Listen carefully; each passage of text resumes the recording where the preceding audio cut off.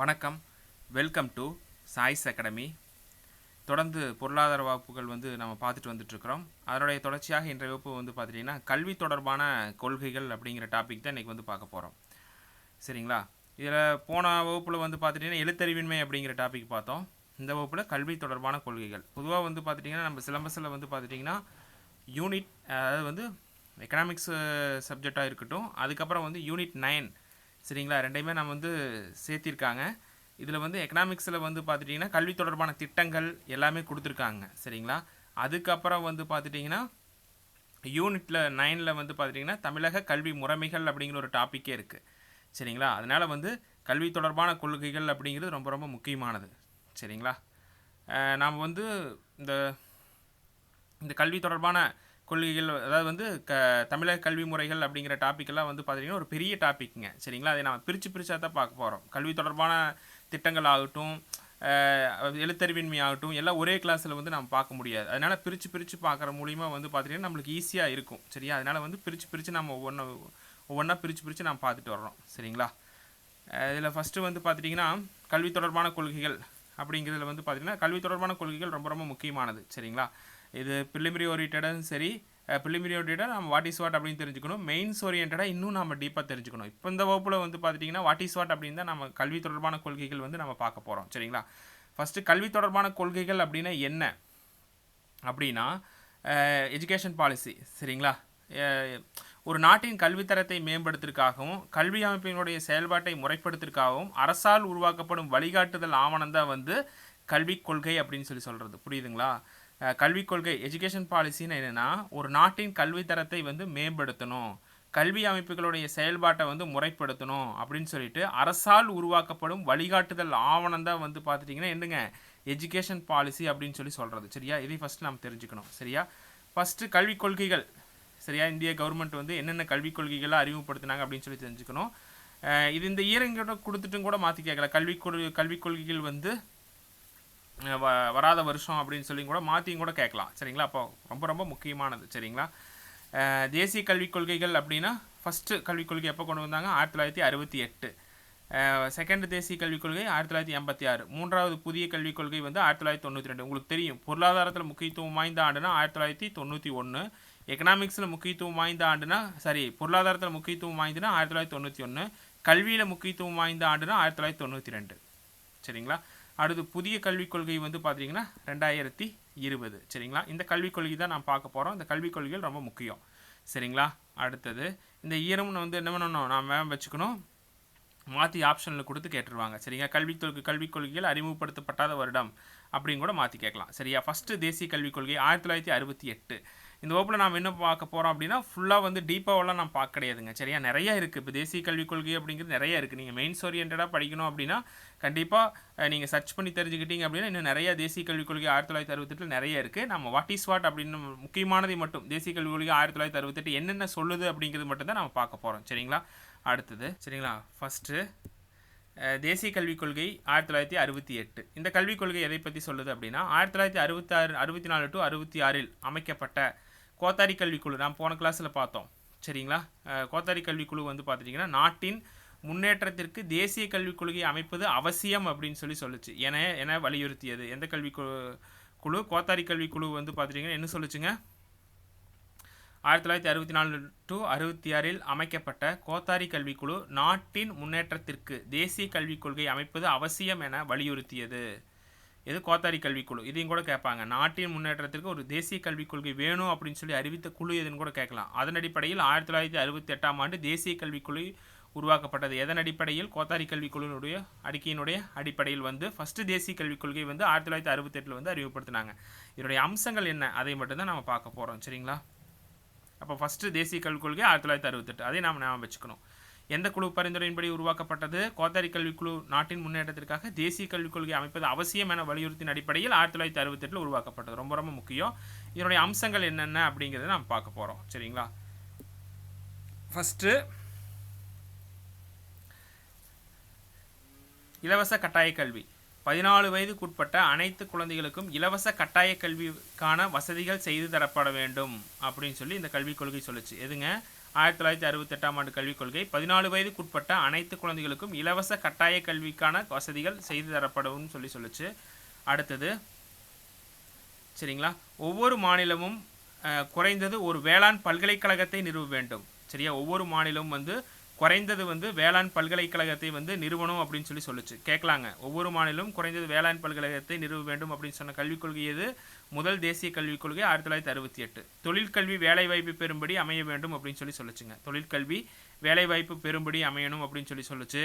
அதுக்கப்புறம் வந்து கல்லாமையை வந்து கல்லாமையை ஒழிக்கணும் அப்படின்னு சொல்லுச்சுங்க. சரிங்களா, அதுக்கப்புறம் வந்து பார்த்துட்டிங்கன்னா நாட்டின் பொருளாதார முன்னேற்றத்திற்கு வந்து பார்த்துட்டிங்கன்னா அறிவியல் கல்வி மற்றும் அது சார்ந்த ஆராய்ச்சிகள் மேன்மேலும் ஊக்குவிக்கப்படணும் அப்படின்னு சொல்லுச்சு. எப்படின்னா, நாட்டின் பொருளாதார முன்னேற்றத்திற்கு அறிவியல் கல்வி மற்றும் அது சார்ந்த ஆராய்ச்சிகளை மேன்மேலும் ஊக்குவிக்கணும் அப்படின்னு சொல்லி இந்த கல்விக் கொள்கை வந்து சொல்லுச்சு. அப்போ சமத்துவ கல்வி வந்து இந்த கல்விக் கொள்கை வந்து வலியுறுத்துச்சு. சரிங்களா, அப்போ இதெல்லாம் வந்து இதுக்கு முக்கியமானது. சரிங்களா, ஃபஸ்ட்டு கல்விக் கொள்கை. சரிங்களா, அப்போ ஃபஸ்ட்டு கல்விக் கொள்கை அப்படிங்கிறது கோத்தாரி கல்விக்குழு னுடைய பரிந்துரையின் அடிப்படையில் உருவாக்கப்பட்டதா முதல் தேசிய கல்விக் கொள்கை 1968. இதனுடைய பரிந்துரைகள் எல்லாம் என்னென்ன கொண்டு வந்தாங்க அப்படிங்கிறது 14 வயதுக்குட்பட்ட அனைத்து குழந்தைகளுக்கும் இலவச கட்டாய மற்றும் கல்விக்கான வசதிகள் செய்து தரப்பட வேண்டும்.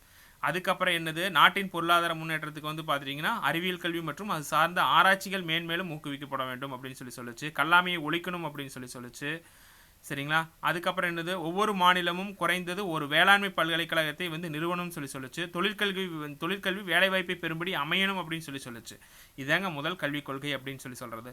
அடுத்தது தேசிய கல்விக் கொள்கை இரண்டாவது 1986. சரிங்களா, இரண்டாவது தேசிய கல்விக் கொள்கை 1986 ராஜீவ்காந்தி அரசால் இக்கல்விக் கொள்கை வந்து உருவாக்கப்பட்டது. ரொம்ப முக்கியம், யாருடைய? ராஜீவ்காந்தி அரசால் இக்கல்விக் கொள்கை வந்து உருவாக்கப்பட்டது. சரிங்களா, அடுத்தது இதனுடைய அம்சங்கள் என்னென்ன அப்படிங்கிறத பற்றி பார்க்க போகிறோம். பொதுவான கல்வி அமைப்பு. சரிங்களா, கோத்தாரி கல்விக்குழுவின் பரிந்துரையின்படி 10th +2 +3 கல்வி முறை ஏற்கனவே பல்வேறு மாநிலங்களில் அமல்படுத்தப்பட்டிருந்தாலும் அனைத்து மாநிலங்களுக்கும் விரிவுபடுத்தணும் அப்படின்னு சொல்லுது. 10th +2 +3 சரியா, ஹையர் எஜுகேஷன் சரியா அமல்பட்டிருந்தாலும் அது அனைத்து மாநிலங்களுக்கும் விரிவுபடுத்தணும் அப்படின்னு சொல்லுச்சு. மேலும் 10 ஆண்டு கல்வியை 5 ஆண்டுகள் கொண்ட தொடக்க கல்வி, 3 ஆண்டுகள் கொண்ட மேல் தொடக்க கல்வி மற்றும் 2 ஆண்டுகள் கொண்ட இடைநிலை கல்வி என பாகுபாடு செய்தல் வேண்டும் அப்படின்னு சொல்லியிருந்தாங்க. சரிங்களா, இதை நாம் வந்து தெரிஞ்சுக்கணும். சரிங்களா, அடுத்தது வந்து அனைவருக்கும் தொடக்க கல்வி, 16 வயதுக்குட்பட்ட அனைவருக்கும் கல்வி அளிக்கணும் அப்படின்னு சொல்லியிருந்தாங்க. சரிங்களா, 14 வயதுக்குட்பட்ட அனைவருக்கும் கல்வி அளித்தல், இதுவும் அவங்க சொன்னது தான். சரிங்களா, அடுத்தது அனைவருக்கும் தொடக்கல்வி, 16 வயதுக்குட்பட்ட அனைவருக்கும் தொடக்கல்வி இப்போ பார்த்தோம் இல்லைங்களா. அடுத்தது சமத்துவத்துக்கான கல்வி, பெண்கள், தாழ்த்தப்பட்டோர் மற்றும் பழங்குடியினர், பிற்படுத்தப்பட்ட பிரிவுகளை சேர்ந்தோர், மாற்றுத்திறனாளியோர் ஆகியோருக்கு சம அளவில் கல்விக்கான வாய்ப்புகளை ஏற்படுத்தி கொடுத்தல் வேண்டும் அப்படின்னு சொன்னது எதுங்க? இந்த தேசிய கல்விக் கொள்கை 1986ஆம் ஆண்டு இரண்டாவது கல்விக் கொள்கை. பட்டங்களை பணியிலிருந்து பிரித்தல். சரிங்களா, சில குறிப்பிட்ட துறைகளிலிருந்து வேலைக்கு சேர பட்டங்கள் பெற்றிருக்க வேண்டும் என்ற நிபந்தனையை நீக்கி, ஒரு குறிப்பிட்ட துறையில் பணியாற்றியிருந்தால் அந்த பட்டம் பெற்றிருக்கணும் அப்படிங்கிற நிபந்தனையை நீக்கி பணித்தகுதிக்கான செயல்திறன்களில் தேர்ச்சி பெற்றிருந்தாலே போதும், அந்த பணித்தகுதிக்கான செயல்திறன் அதில் தேர்ச்சி பெற்றிருந்தாலே போதுமானது என்ற நிலைப்பாட்டை மேற்கொள்ள வேண்டும் அப்படின்னு சொல்லிட்டு தேசிய கல்விக் கொள்கை ரெண்டாவது தேசிய கல்விக் கொள்கை 1986 வலியுறுத்துது. சரிங்களா, அடுத்தது ஆசிரியர்களை பணிக்கு திறமையின் அடிப்படையில் தேர்ந்தெடுக்க ஆசிரியர் தேர்வு வாரியங்கள் உருவாக்கப்பட வேண்டும் அப்படின்னு சொன்னது ரொம்ப முக்கியம். ஆசிரியர் தேர்வு வாரியங்கள் உருவாக்கப்பட வேண்டும் அப்படின்னு சொன்ன தேசிய கல்விக் கொள்கை எழுது இரண்டாவது தேசிய கல்விக் கொள்கை 1986. சரியா தெரிஞ்சுக்கணும், ரொம்ப முக்கியம். அடுத்தது ரொம்ப ரொம்ப முக்கியமானது கரும்பலகை திட்டம், ஆப்ரேஷன் போர்டு. சரிங்களா, 1987 ரொம்ப ரொம்ப முக்கியம். கரும்பலகை திட்டம் 1987. சரியா, 1986ஆம் ஆண்டு தேசிய கொள்கைப்படி உருவாக்கப்பட்டது. எந்த தேசிய கல்விக் கொள்கையின்படி கரும்பலகை திட்டம் உருவாக்கப்பட்டது? இரண்டாவது தேசிய கல்விக் கொள்கை 1986. ரொம்ப ரொம்ப முக்கியம். நோக்கம் அனைத்து தொடக்க பள்ளிகளுக்கும் இன்றியமையாத கட்டுமான வசதிகள், நாட்காலி, ஆய்வக உபகரணங்கள், பாடநூல் உள்ளிட்ட அனைத்து அடிப்படை வசதிகளையும் ஏற்படுத்தி தருதல். இதுதான் வந்து கரும்பலகை திட்டம் அப்படின்னு சொல்றது. எந்த தேசிய கொள்கை? 1986ஆம் ஆண்டு தேசிய கொள்கையின் அடிப்படையில் உருவாக்கப்பட்டது. ரொம்ப ரொம்ப ரொம்ப முக்கியமானது. சரிங்களா, இதை வந்து நாம் வச்சுக்கணும். சரிங்களா,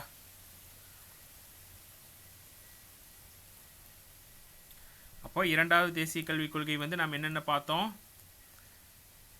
எந்த இயர்? 1986. ராஜீவ்காந்தி அரசாங்கத்தால் இக்கொள்கை உருவாக்கப்பட்டது. சரியா? கோத்தாரி கல்விக் குழுவின் பரிந்துரையின்படி 10th +2 +3 முறை ஏற்கனவே பல்வேறு மாநிலங்களுக்கு அமைக்கப்பட்டிருந்தாலும் இதை விரிவுபடுத்தணும் அப்படின்னு சொல்லிச்சு. 16 வயதுக்குட்பட்ட அனைவருக்கும் கல்வி அளிக்கணும்னு சொல்லிச்சு. பெண்கள், தாழ்த்தப்பட்டோர், பழங்குடியினர் மற்றும் இதர பிற்படுத்தப்பட்ட பிரிவுகளை சேர்ந்தோர், மாற்றுத்திறனுடையோர் ஆகியோர் சம அளவில் கல்விக்கான வாய்ப்புகளை ஏற்படுத்தி கொடுத்துதல். சரிங்களா? பட்டம் படிச்சிருந்தா தான் வேலை அப்படிங்கிறது இல்லாமல் பணித்தகுதிக்கான செயல்திறன்களையும் தேர்ச்சி பெற்றிருந்தாலே போதுமானது அப்படிங்கிற நிலைப்பாட்டை உருவாக்குச்சுங்க. ஆசிரியர் பணிக்கு திறமையின் அடிப்படையில் தேர்ந்தெடுக்க ஆசிரியர் தேர்வு வாரியங்கள் உருவாக்கப்படும் அப்படின்னு சொல்லியிருந்தாங்க. கரும்பலகை திட்டம் 1987. 1986 தேசிய கொள்கைப்படி உருவாக்கப்பட்டது. நோக்கம் அனைத்து தொடக்க பள்ளிகளுக்கும் இன்றியமையாத கட்டுமான வசதிகள், நாட்காலி, ஆய்வக உபகரணங்கள், பாடநூல் உள்ளிட்ட அனைத்து அடிப்படை வசதிகளும் ஏற்படுத்தி தருதல் அப்படிங்கிறது தேசிய கல்விக் கொள்கை 1986 நோக்கம். சரிங்களா? ரொம்ப முக்கியமானது. சரிங்களா? அடுத்தது சரிங்களா? அடுத்து 3வது தேசிய கல்விக் கொள்கை எது? 1992. சரிங்களா? அதை பார்க்கலாம். இந்த தேசிய கல்விக் கொள்கை, புதிய கல்விக் கொள்கை 1992 எதை பற்றி சொல்லுதுன்னா, 1986 கொண்டு வரப்பட்ட தேசிய கல்விக் கொள்கையில் சில மாற்றங்கள் செய்து புதிய செயல்திட்ட நடவடிக்கையை மேற்கொள்ள கொண்டு வரப்பட்டது. அந்த 2வது தேசிய கொள்கையில் சில மாற்றங்கள் கொண்டு வந்து இந்த தேசிய கல்விக் கொள்கையை கொண்டு வந்திருக்காங்க.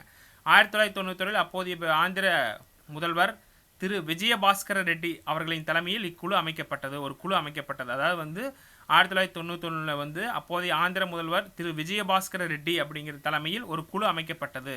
இக்குழு 1992 அறிக்கையை சமர்ப்பித்து இக்குழு பரிந்துரைப்படி இக்கொள்கை உருவாக்கப்பட்டது. ரொம்ப ரொம்ப முக்கியம். இக்குழு பரிந்துரையின் அடிப்படையில் புதிய அதாவது 3வது கல்விக் கொள்கை உருவாக்கப்பட்டது 1992. திரு விஜயபாஸ்கர ரெட்டி ஆந்திர முதல்வர் அவர்களின் தலைமையில் 1992 அறிக்கை சமர்ப்பித்து இக்கல்விக் கொள்கை உருவாக்கப்பட்டது கேட்பாங்க. சரிங்களா? அடுத்தது இதனுடைய அம்சங்கள் என்னென்ன அப்படின்னு சொல்லி பார்க்கலாம். சரிங்களா?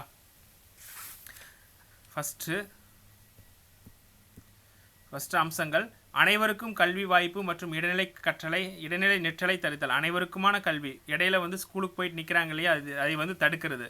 கரும்பலகை திட்டம் பரவலாக்குதல். சரிங்களா? மற்றும் உயர் தொடக்க கல்விக்கு இதை நீட்டிப்பு செய்தல். சரியா? கரும்பலகை திட்டத்தை பரவலாக்கணும், உயர்கல்விக்கு இதை தொடர்ந்து நாம் கொண்டு போகணும் அப்படிங்கிறது. குறைந்தது 50 பெண் ஆசிரியர்கள் பணிக்கு அமர்த்துதல். சரிங்களா? கேட்பாங்க.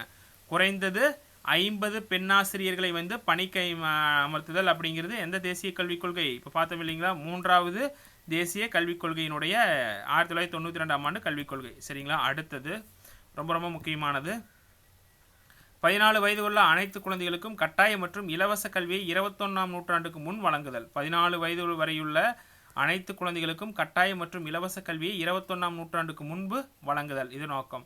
2000ஆம் ஆண்டிற்குள் அனைவருக்கும் தொடக்க கல்வி அளிக்க தேசிய எழுத்தறிவு ஆணையம் உருவாக்கணும் அப்படின்னு சொல்லியிருந்தாங்க. ரொம்ப முக்கியம். சரிங்களா?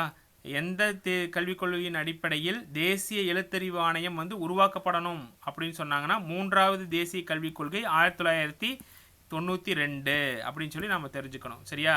2000ஆம் ஆண்டுக்குள் அனைவருக்கும் தொடக்க கல்வி அளிக்க தேசிய எழுத்தறிவு ஆணையத்தை உருவாக்கணும் அப்படின்னு சொன்னாங்க. அப்போ 3வது கல்விக் கொள்கை அப்படிங்கிறது 1986 கொண்டு வரப்பட்ட தேசிய கல்விக் கொள்கையில் சில மாற்றங்கள் செஞ்சு கொண்டு வந்தாங்க. அப்போதைய முதல்வர் ஆந்திர முதல்வர் திரு விஜயபாஸ்கர ரெட்டி அப்படிங்கிற தலைமையில் 1992 அறிக்கை சமர்ப்பித்து கல்விக் கொள்கை உருவாக்கப்பட்டது. அனைவருக்கும் கல்வி மற்றும் இடைநிற்றலை தடுக்கணும், கரும்பலகை திட்டத்தை பரவலாக உயர்கல்விக்கு கொண்டு போகணும், குறைந்தது 50 பெண் ஆசிரியர்கள் பணிக்கு அமர்த்தணும், 14 வயது உள்ள அனைத்து குழந்தைகளுக்கும் கட்டாய மற்றும் இலவச கல்வியை 21ஆம் நூற்றாண்டுக்கு முன் வழங்கணும், 2000ஆம் ஆண்டிற்குள் அனைவருக்கும் தொடக்க கல்வி அளிக்க தேசிய எழுத்தறிவு ஆணையத்தை உருவாக்குதல். இது கல்விக் கொள்கையினுடைய முக்கிய நோக்கம். அடுத்தது 4வது கல்விக் கொள்கை 2020. சரிங்களா? அப்போ இதனுடைய என்னென்ன அப்படிங்கிறத பற்றி பார்க்கலாம். சரிங்களா? அடுத்தது நாம் பார்க்கக்கூடியது என்னங்க, புதிய கல்விக் கொள்கை 4வது புதிய கல்விக் கொள்கை 2020. இப்போ நம்ம ஃபாலோ பண்ணிட்டு இருக்கிறது கொள்கை உருவாக்கம். கல்விக் கொள்கைகள் 1968, 86, 92க்கு பிறகு பெருமளவு மாற்றங்கள் செய்யப்படவில்லை. 2016 TSR சுப்பிரமணியன் குழு கல்விக் கொள்கையில் சில திருத்தங்கள் செய்து தாக்கல் செய்தது. அறிக்கை மீது முடிவு எடுக்கப்படவில்லை. 2014 TSR சுப்பிரமணியம் அப்படின்னு சொல்லிட்டு ஒரு கல்விக் கொள்கை சில திருத்தங்கள் செய்து தாக்கல் செஞ்சாங்க. அந்த அறிக்கை முடிவு எடுக்கப்படலை அப்படின்னு சொல்லியிருக்கிறாங்க. பின்னர் 2017 கஸ்தூரி ரங்கன் குழு அமைக்கப்பட்டது. ஏற்கனவே நம்ம பார்த்துருக்கோம். 2019 கஸ்தூரி ரங்கன் குழு அறிக்கையை தாக்கல் செய்தது. சரியா? இதன் அடிப்படையில் உருவாக்கப்பட்ட புதிய கல்விக் கொள்கை. ஆமாங்க, மத்திய கஸ்தூரி ரங்கன் குழுவால் அமைக்கப்பட்ட புதிய கல்விக் கொள்கை மத்திய அமைச்சரவை ஜூலை 29, 2020 ஒப்புதல் அளித்தது. ரொம்ப ரொம்ப முக்கியம். புதிய கல்விக் கொள்கை எப்போ ஒப்புதல் அளிச்சாங்க? ஜூலை 29 2020 ஒப்புதல் அளிச்சாங்க. சரிங்களா? இதனுடைய இலக்குகள் என்னென்ன அப்படின்னு சொல்லி பார்க்கலாம். சரிங்களா? புதிய கல்விக் கொள்கை 2030ஆம் ஆண்டில் அங்கன்வாடியிலிருந்து மேல்நிலை கல்வி வரை மொத்த சேர்க்கை விகிதத்தை 100% உயர்த்தது. சரியா? 2030ஆம் ஆண்டுக்குள் வந்து பார்த்துட்டிங்கன்னா அங்கன்வாடியிலிருந்து சரியா மேல்நிலை கல்வி வரை மொத்த சேர்க்கை விகிதத்தை 100% உயர்த்தணும். 2025க்குள் உயர்கல்வியில் மொத்த சேர்க்கை விகிதத்தை 50% உயர்த்தணும். 2025க்குள் உயர்கல்வியில் மொத்த சேர்க்கை விகிதத்தை 50% உயர்த்தணும். பள்ளிக்கல்வியை இடையில் நிறுத்திய 2 கோடி குழந்தைகளை மீண்டும் பள்ளிக்கு அழைத்து வருதல். பள்ளியில் வந்து இடைநிற்றல் மூலயமா பகுதியிலே போயிடுவாங்க இல்லையா, அவங்களை மீண்டும் வந்து பள்ளியில் சேர்க்கிற மாதிரி கொண்டு வர்றது, அதை வந்து வலியுறுத்துச்சுங்க. சரிங்களா? அடுத்தது 10th +2 என்ற பள்ளிப்பாட முறை மாற்றப்பட்டு அதாவது வந்து பார்த்துட்டிங்கன்னா மாற்றப்பட்டு கொண்டு வரப்படணும் அப்படின்னு சொல்லியிருப்பாங்க. சரிங்களா? அடுத்தது வந்து பார்த்துட்டிங்கன்னா சரிங்களா, இதில் வந்து பாருங்கள் 10th +2 என்ற பள்ளிப்பாட முறை மாற்றப்பட்டு 5+3+3+4 என்று கொண்டு வரப்படணும் அப்படின்னு சொல்லியிருந்தாங்க. இது என்னன்னா 3 வயது முதல் 18 வயது உள்ள மாணவர்கள் கல்வி பெறுவர். சரிங்களா? இந்த இது மூலிமா ப்ரீகேஜி முதல் 2ஆம் வகுப்பு வரை உள்ள மழலையர் கல்வி. சரிங்களா? அதை சொல்லியிருந்தாங்க. 3 to 5ஆம் வகுப்பு வரை தொடக்க கல்வி, 6 to 8ஆம் வகுப்பு வரை நடுநிலை கல்வி. சரிங்களா?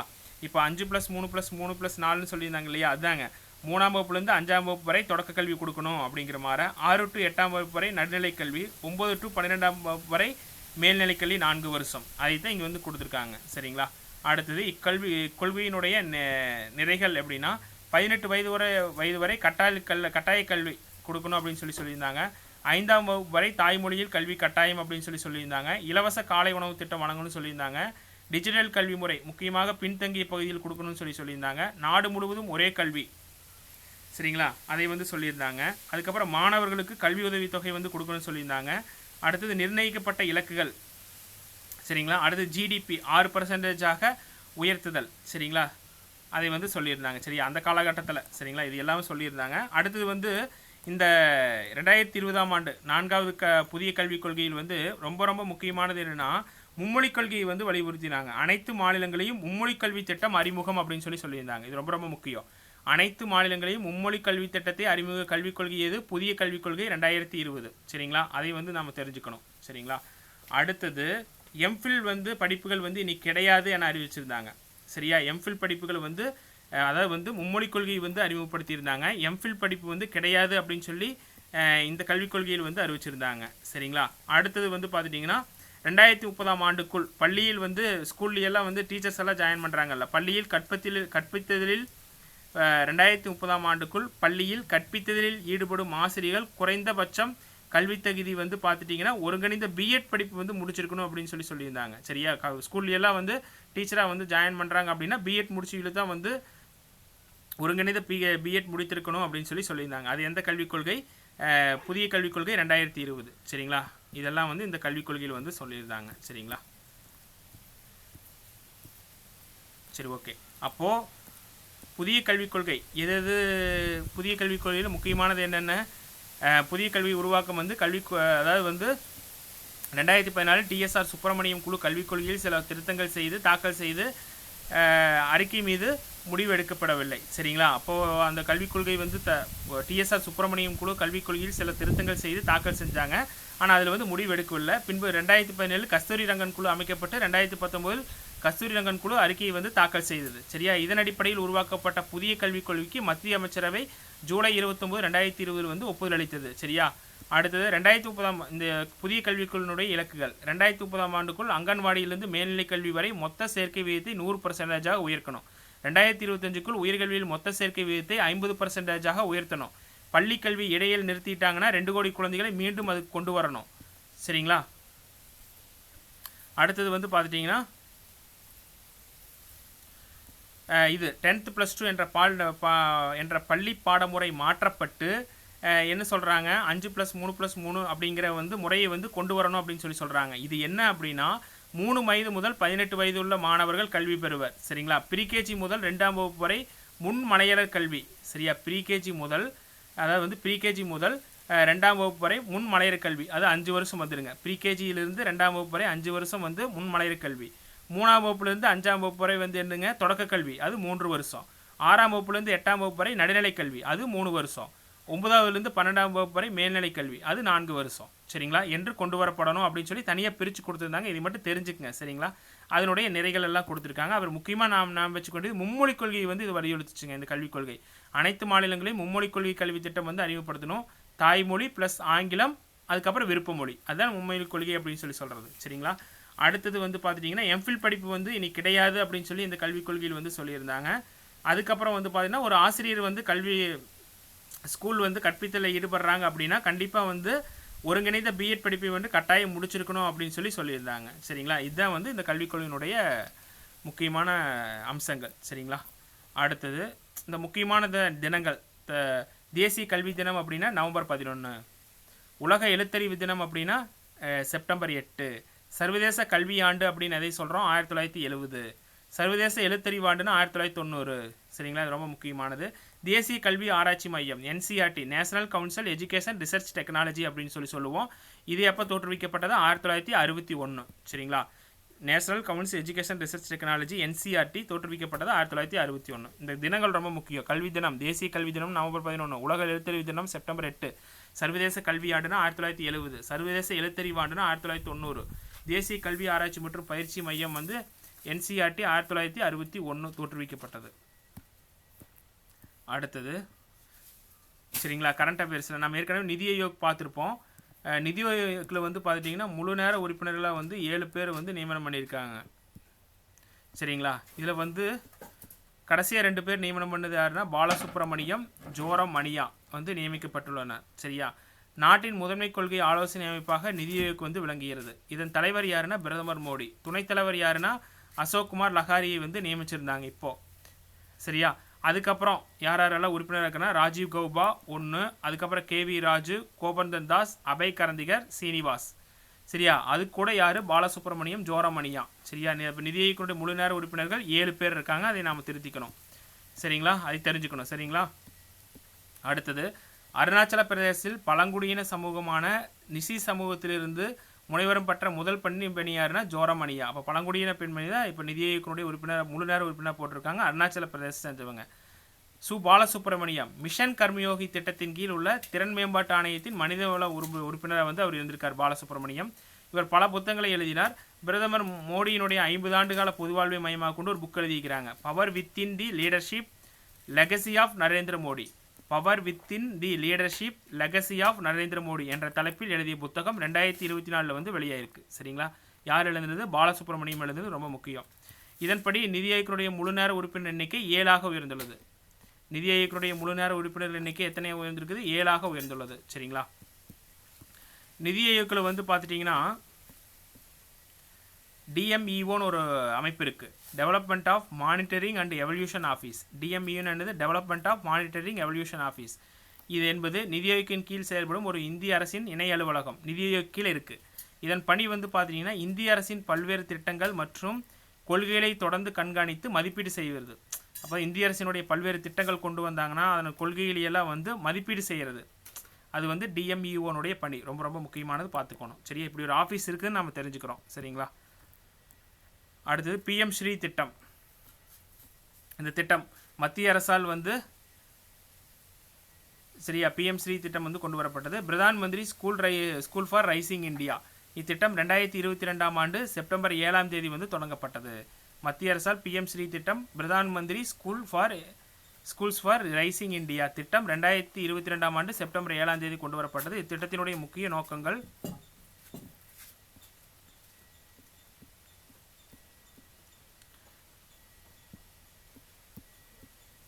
முன்மாதிரி பள்ளிகள். நாடு முழுவதும் உள்ள மத்திய மாநில மற்றும் உள்ளாட்சி அமைப்புகளில் இயங்கும் 14,500க்கும் மேற்பட்ட பள்ளிகளை தரம் உயர்த்தப்படும் முன்மாதிரி பள்ளிகளாக உருவாக்குறதுக்கு திட்டம்.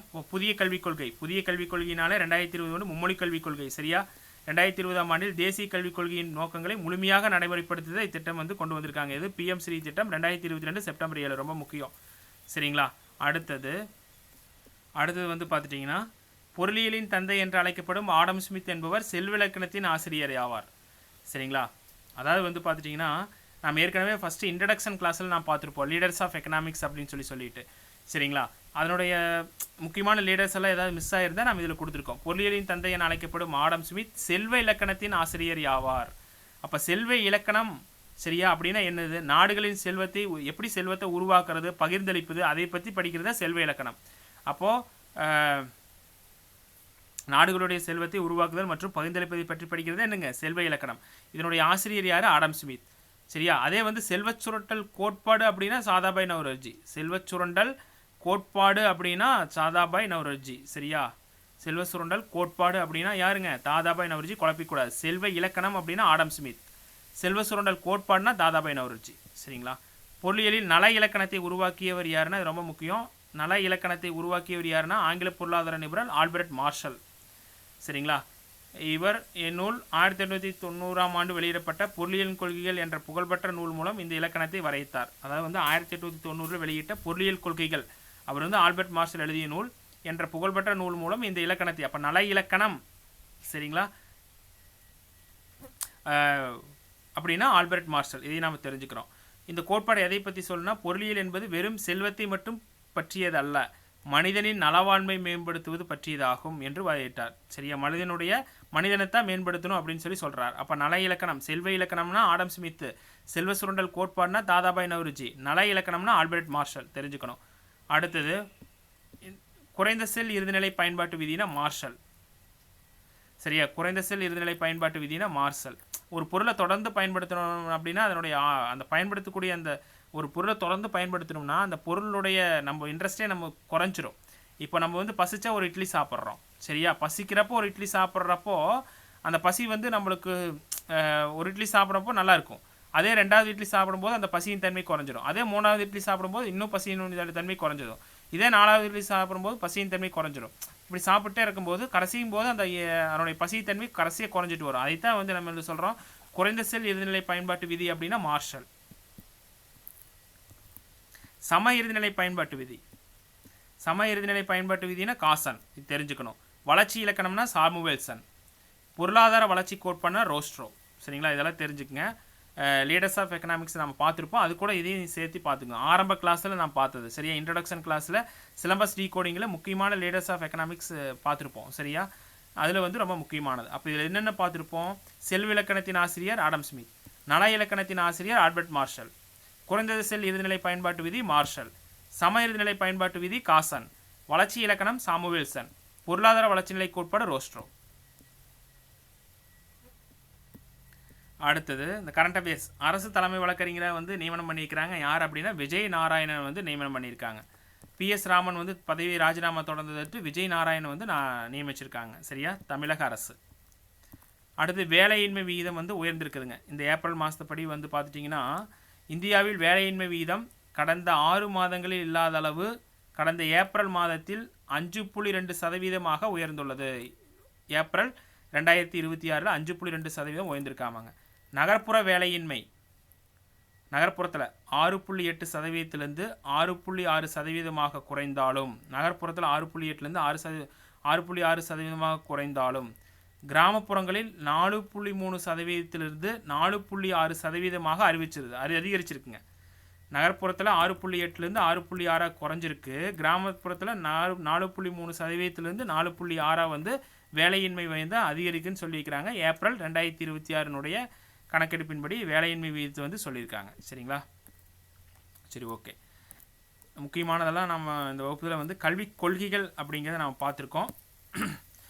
முதல் 4 கல்விக் கொள்கைகள். தேசிய கல்விக் கொள்கை 1968, அப்புறம் 1986, 1992, 2020. முக்கியமானது மட்டும் பாருங்கள். ஃபஸ்ட்டு கல்விக் கொள்கைன்னு என்னது, சரிங்களா, 1968. இது என்ன சொன்னாங்க, கோத்தாரி கல்விக்குழுடைய பரிந்துரைப்படி உருவாக்குனாங்க.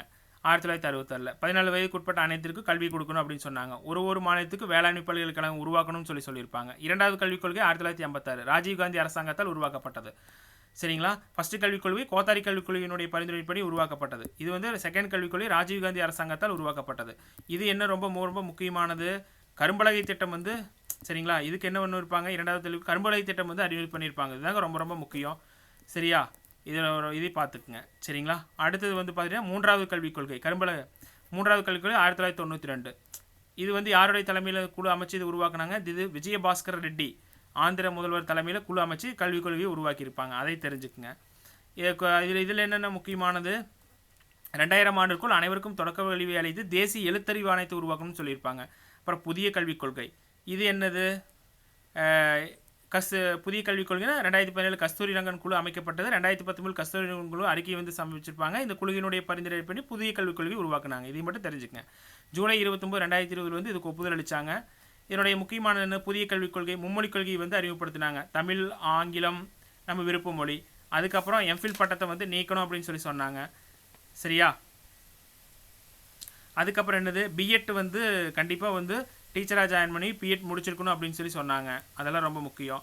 அடுத்தது வந்து பார்த்தீங்கன்னா 10+2 என்ற பள்ளி பாடமுறை மாற்றப்பட்டு 5+3+3+4 அப்படிங்கிறது வந்து அறிமுகப்படுத்துனாங்க. இதை ஜஸ்ட் தெரிஞ்சுக்குங்க. சரிங்களா? அந்த கல்வி முறையை வந்து பிரிச்சிருக்காங்க. 3 to 5னா தொடக்க கல்வி, 6 to 8னா நடுநிலை கல்வி, 9 to 12னா மேல்நிலை கல்வி. இது ஜஸ்ட் தெரிஞ்சுக்குங்க. சரியா? அப்போ இவ்வளோதான் உருவாக்கினாங்க. அப்போ கல்வியினுடைய தினங்கள்: தேசிய கல்வி தினம் நவம்பர் 11, உலக எழுத்தறிவு தினம் செப்டம்பர் 8, சர்வதேச கல்வி ஆண்டுனா 1970, சர்வதேச எழுத்தறிவு ஆண்டுனா 1990, தேசிய கல்வி ஆராய்ச்சி மையம் வந்து 1968 வந்து 1961 வந்து உருவாக்கப்பட்டது. சரிங்களா?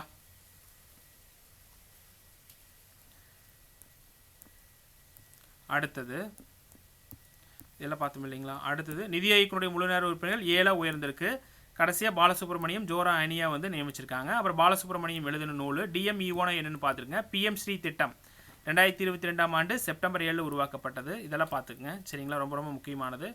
அப்புறம் எக்கனாமிக்ஸோடைய ஃபாதர். செல்வ இலக்கணம்னா ஆடம் ஸ்மித், நல இலக்கணம்னா ஆல்பர்ட் மார்ஷல், குறைந்த செல் இறுதிநிலை பயன்பாடுனா மார்ஷல், சம இறுதிநிலை பயன்பாட்டு விதினா காசன், வளர்ச்சி இலக்கணம்னா பால் சாமுவேல்சன், பொருளாதார வளர்ச்சி நிதி கோட்பாடுனா ரோஸ்ட்ரோ, அரசு தலைமையிலாரு இப்போ 2026 விஜய் நாராயணன் வந்து நியமிச்சிருக்காங்க. அப்போ வேலையின்மை விகிதம் வந்து நகர்ப்புறம் கிராமப்புறத்தில் எவ்வளோன்னு பார்த்துக்குங்க. சரிங்களா? அப்போ கல்விக் கொள்கை அப்படிங்கிறது வந்து பார்த்துட்டிங்கன்னா இப்போ நம்ம வாட் இஸ் வாட் அப்படின்னு தான் நம்ம பார்த்துருக்கோம். முக்கியமானதை மட்டும்தான் பார்த்துருக்கோம். சரிங்களா? மெயின்ஸ் ஓரியன்டான நம்ம ஃபுல்லாக நம்ம வந்து எழுதுகிற மாதிரி இருக்கும். சரிங்களா? சரிங்க. மீண்டும் அடுத்த பொருளாதார வகுப்பில் வந்து நாம் வந்து சந்திக்கலாம். நன்றி.